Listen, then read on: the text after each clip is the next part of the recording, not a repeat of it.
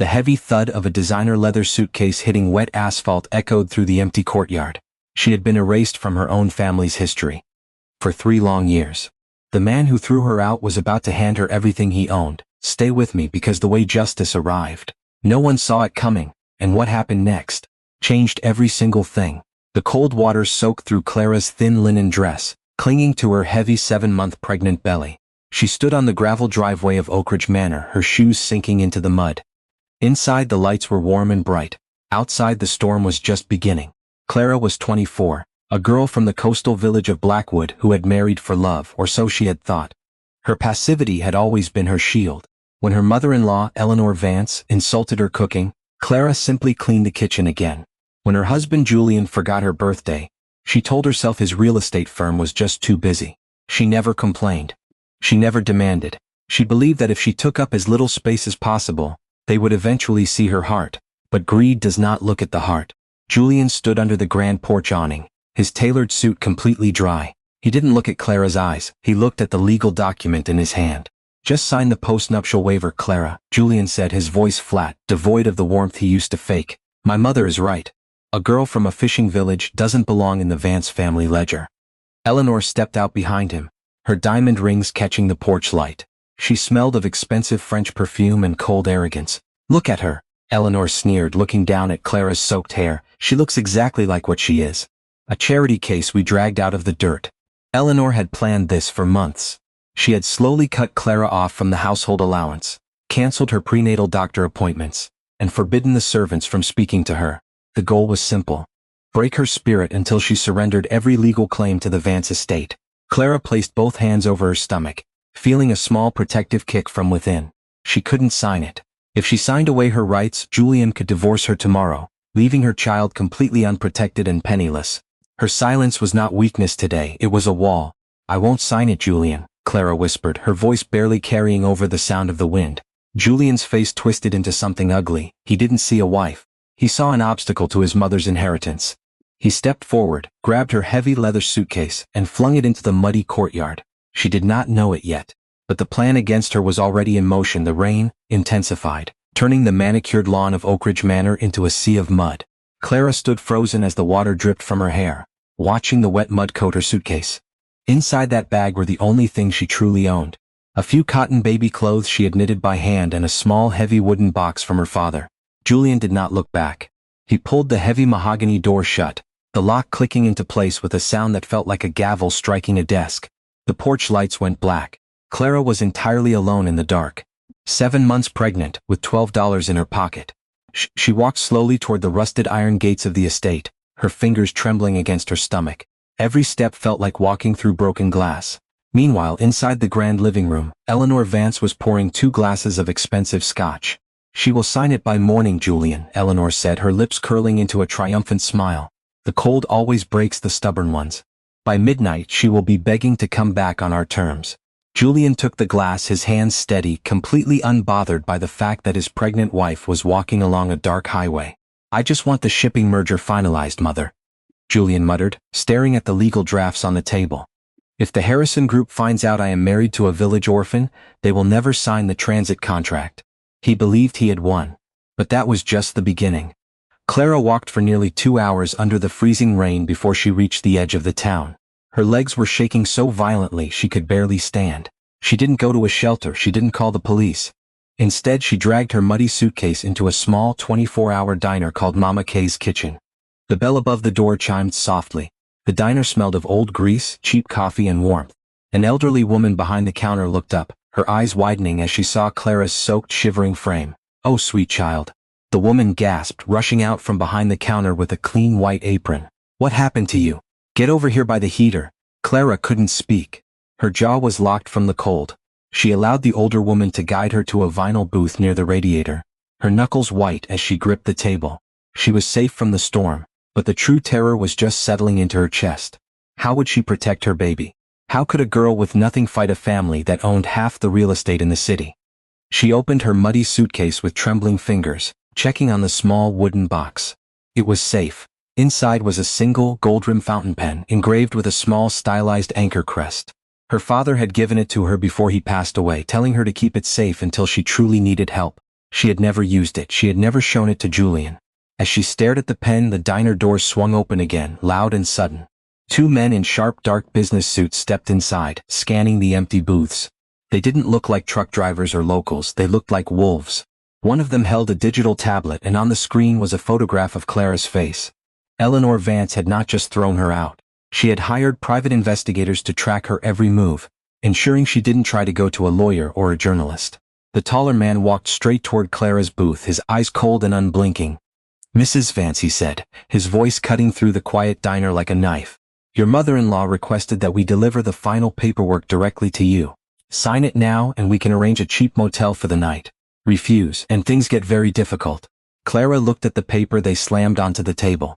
It was the asset waiver. They had tracked her like an animal just to force her signature while she was weak and broken. She thought that was the worst of it. She was wrong. The taller investigator leaned over the vinyl booth, his shadow blotting out the warm light of the radiator. Clara's heart hammered against her ribs. Her hand hovered over the table, her fingers brushing against the cold gold-rimmed fountain pen inside her box. "I am not signing anything tonight," Clara said, her voice shaking but clear. The investigator smiled, a slow, cruel expression that didn't reach his eyes. "Your husband already canceled your health insurance, Clara," he whispered, leaning closer so the old lady behind the counter couldn't hear. "The hospital in this district won't admit a high-risk pregnancy without a deposit. You have no money, you have no family. Sign the paper and Eleanor will pay for the delivery." The room seemed to tilt. Julian had cut off her insurance. The man who had promised to protect her through thick and thin was willing to risk the life of his own child, just to save a few $1,000s on a corporate contract. A deep hollow ache opened up in Clara's chest. For a single terrifying second, self-doubt consumed her. Maybe she should just give up. Maybe a girl from Blackwood Village really didn't have the right to fight people who owned skyscrapers. She looked down at her swollen stomach, her tears finally spilling over her cheeks. "Am I being selfish?" she thought. "Am I hurting my baby by being stubborn?" "Time's ticking, sweetie," the investigator urged, pushing a cheap plastic pen into her trembling hand. "Just sign it. Make it easy on yourself. Leave her alone." Mama Kay marched over from the kitchen, holding a heavy glass coffee pot like a weapon. Her face was flushed with anger. "She told you no. Now get out of my diner before I call the sheriff." The investigator didn't even look at her. He kept his eyes locked on Clara, waiting for her to break. But as Clara stared at the cheap plastic pen in her hand, her eyes caught the gold-rimmed fountain pen lying in her wooden box.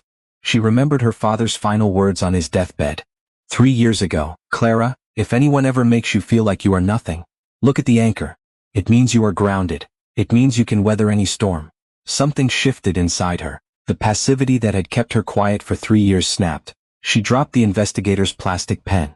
She picked up her father's gold fountain pen instead. She didn't sign the waiver. Instead, she pulled the digital tablet toward her, opened the blank notepad app, and firmly wrote a single line with the gold pen. "The Vance family will get nothing. Take that back to Eleanor," Clara said, her voice dropping all traces of fear. The investigator's smile vanished. He snatched the tablet back, his jaw tightening as he realized she wouldn't break. "You're making a massive mistake," he hissed, signaling his partner. "Enjoy the cold, Clara, because by tomorrow you won't even have this diner to hide in." They turned and walked out, slamming the glass door so hard the chime rattled.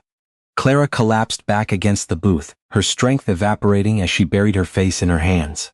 She had stood her ground, but the reality of her situation was terrifying. She had no money, no insurance, and a billionaire family actively hunting her down. Julian had every reason to feel safe. Clara had one reason not to give up, and that one reason was enough. The morning sun did not bring warmth to the city. By morning, the rain had stopped, leaving the streets slick and gray. Clara sat in the back of Mama Kay's old station wagon, her hands resting on her stomach as they drove toward the city center. Mama Kay had refused to let her leave. "We are going to see a lawyer friend of mine," the old woman said, gripping the steering wheel. "He isn't fancy, but he has a good heart." But as the car pulled up to the legal clinic, 2 black luxury sedans blocked the entrance. The doors opened. Julian Vance stepped out, flanked by 3 lawyers in high-end charcoal suits. He didn't look like a man who hadn't slept. He looked like a hunter who had finally cornered his prey. "Clara," Julian called out, stepping toward the car before she could even open the door.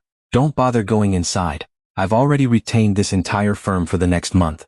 No one in this building will take your case." Clara stepped out of the vehicle slowly, her knuckles white as she held onto the doorframe for support.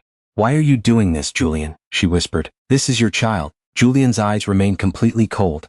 "It's just business, Clara. If you don't sign the waiver by 2 o'clock today, the Harrison Shipping Group will cancel our contract. They don't do business with families tied up in messy estate disputes. He stepped closer, dropping his voice so Mama Kay couldn't hear. My mother has already filed the abandonment paperwork. If you don't sign, we will claim you are mentally unfit. We will take the child the moment it is born, and you will return to your village with absolutely nothing. The words felt like physical blows, crushing the remaining breath from her lungs. They were going to take her baby. She felt the ground beneath her feet begin to sway. They were still celebrating. They had no idea the game had already changed hands. Suddenly, a massive silver luxury van with darkened windows pulled up directly behind Julian's sedans, its tires screeching against the wet asphalt. The door slid open with a mechanical hiss. An elderly man with stark white hair and a tailored navy trench coat stepped onto the sidewalk. He carried a walking stick with a silver handle shaped like a ship's anchor. Julian's lawyers froze. Julian himself went entirely pale, his breath king in his throat. "Mr. Harrison?" Julian stammered, his arrogant posture instantly collapsing into a pathetic bow. "Sir, what an honor. We didn't expect you until the board meeting at 3. Arthur Harrison, the billionaire ruler of the largest shipping empire on the continent, didn't even glance at Julian. His eyes were locked completely on Clara's face. More specifically, his eyes were locked on the small, gold-rimmed fountain pen she was still clutching in her right hand. The old man's hands began to shake, a rare sight for a tycoon who had ruled the corporate world for 40 years. He walked past Julian as if the young executive were made of glass. "Clara?" Arthur Harrison's voice cracked with an emotion he hadn't felt in decades. He looked at the pen. He looked at her eyes. Where did you get that pen, child?" Clara looked at the old man, her voice barely a whisper. "My father gave it to me. His name was Thomas." Arthur Harrison stopped dead in his tracks, his eyes filling with tears as he looked at the girl standing in front of him in a cheap, wet linen dress. There was one moment left, one move, and she had to get it exactly right. Arthur Harrison's walking stick hit the wet concrete with a sharp clack. The entire street seemed to go completely silent. "Thomas," Arthur whispered, his chest heaving as he stared at Clara. "My son, my beautiful boy." Julian Vance stepped forward, his face a mask of utter confusion, his laughter nervous and strained.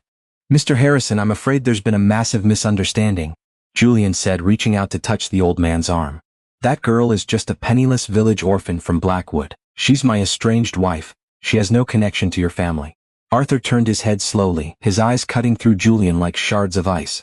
"Take your hands off me," Arthur said, his voice dropping to a terrifying, deadly quiet.